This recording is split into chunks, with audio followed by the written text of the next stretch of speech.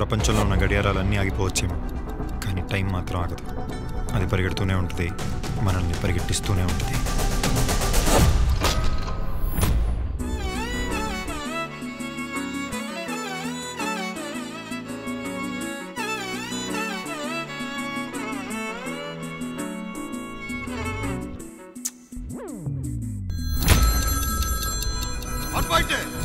నీకు సాయంత్రం 5 దాకా టైం, వడ్డీ అసలు రావాలి. రాకపోతే ఎక్కడున్నా సరే నేను లేపేస్తాను. దీనికి 2 పాయింట్ లేదురా.